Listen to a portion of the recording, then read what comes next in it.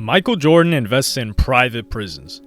This is a complete lie that thousands, if not hundreds of thousands of people still believe to this day. This rumor is quite interesting because it's a bit like a game of telephone. The first time I ever saw any type of conversation between Michael Jordan and prison or slavery was when Nike began to get scrutiny for the price they manufactured their shoes versus the price they would charge the end consumer. In 2014, the blog Urban Intellectuals put out a post where it created the comparison between slavery and how Nike produces its products.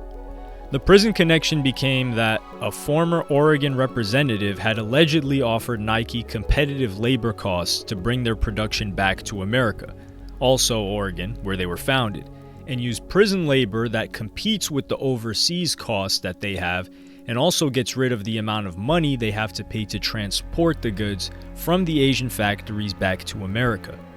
The article attempts to throw guilt on Michael Jordan by saying the following: pretty good spin for a company that is selling cheaply made foot hardware at a premium just because it has Michael Jordan's permission to use his name on a label.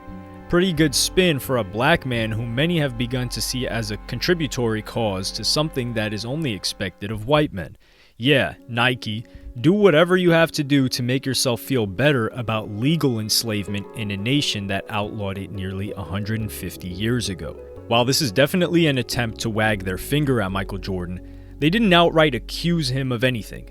But this may have been the birth of the rumor that would eventually build up to the fake news that Michael Jordan invests in private prison stock. This was around the same time that Kareem Abdul-Jabbar had made some comments in reference to the Michael Jordan quote when he was doing a press run for his documentary. "Republicans buy sneakers too" was the quote that's been thrown around that Michael Jordan allegedly said, to which Kareem would say, "You can't be afraid of losing shoe sales if you're worried about your civil and human rights. He took commerce over conscience. It's unfortunate for him, but he's got to live with it." That article was reposted by West Coast rapper Glasses Malone, who went on The Breakfast Club in 2016 and perpetuated the fake rumor that Michael Jordan invests in prisons. While on The Breakfast Club, he said, "I don't wear Jordans no more, because he be into all of that. He invests in all that. He invests into more prisons than schools. I ain't really into him right now. I won't buy another pair of his shoes for sure." Charlemagne replied in shock, saying he had never heard about that, to which Glasses Malone doubled down, saying that it be out there, and it's information that's available, which is simply untrue. "The Republicans buy sneakers too" was also a quote that came from Sam Smith's book The Second Coming, with the passage reading, "Gant had hoped that Jordan's name would help him defeat Helms, widely regarded as a virulent racist, but Jordan declined. He wasn't into politics," he explained, "didn't really know the issues, and as he later told a friend, Republicans buy shoes too." The context has been surrounded in mystery with this quote, because Sam Smith would later on say that the answer was given when he was asked about the Senate race. Michael Jordan would even address it in The Last Dance, saying he wouldn't apologize for the statement because it was said in jest, and he was not interested in politics. Sam Smith himself would later clarify and come to Jordan's defense, saying that in the 80s, staying away from politics was a league-wide mandate. And despite urging Michael Jordan to show public support of Harvey Gantt, who was running to be the first black senator of North Carolina since Reconstruction, he said the joke to get him off his back. Michael Jordan did put it out there that he donated to Gantt's campaign, and Gantt himself was appreciative of the support and understood why Michael Jordan couldn't just campaign behind him publicly. So even this quote that's passed around has a lot more context and history than the way it's been presented. But for the fake news about prisons, it's completely false without any shred of truth. There is a Michael Jordan that invested in private prison stocks, but that's a Michael Jordan from Oregon. He's a white man from Portland who had worked for the Bureau of Environmental Services. But despite it being less than a 10-second Google search, a vast majority of people still believe this. It gained new steam in 2018 when LeBron James opened his I Promise school, and the usual LeBron versus Jordan debates began on social media, with several tweets going viral, saying things along the lines of LeBron is building schools while Jordan is building prisons. Even today, looking through the comments of my video on Michael Jordan's stories with rappers, there are comments like, It's funny how the man who invests so heavily into private prisons resents the people who help keep them full.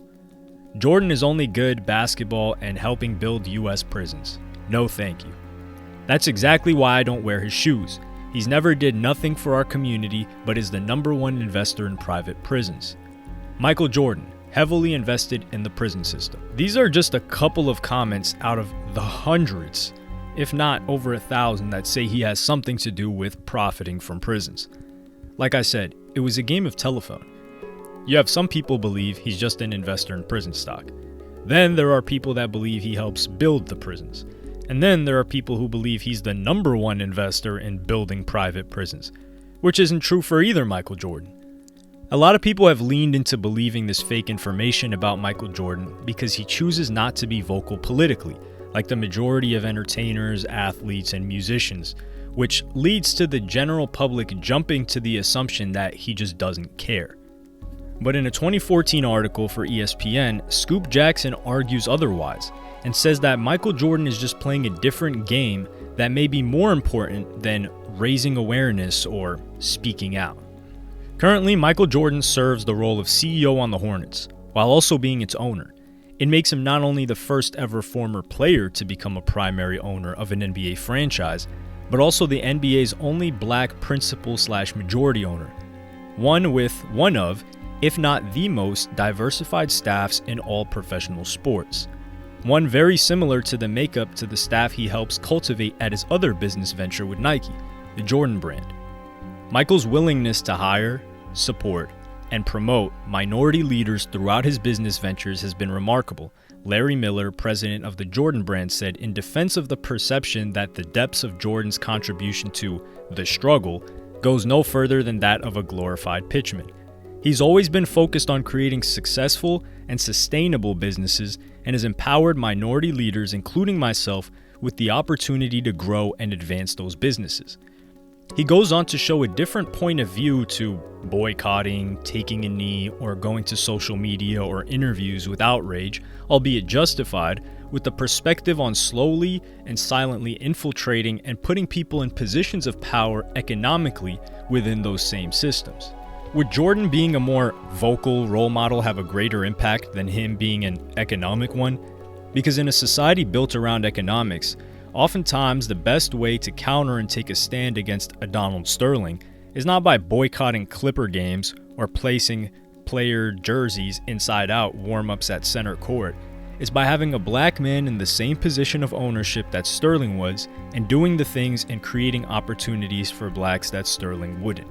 Michael Jordan has also made many donations to different charities or organizations, including serving as the chief wish ambassador for the Make-A-Wish Foundation in 2008 and delivering his 200th wish for the organization by 2013 and having raised over $5 million for them.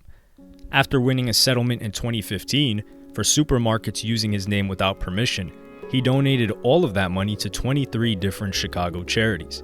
There may be multiple first witness accounts of Michael Jordan not being the nicest in interpersonal interactions, but that's not a good enough reason to automatically believe anything without doing your due diligence.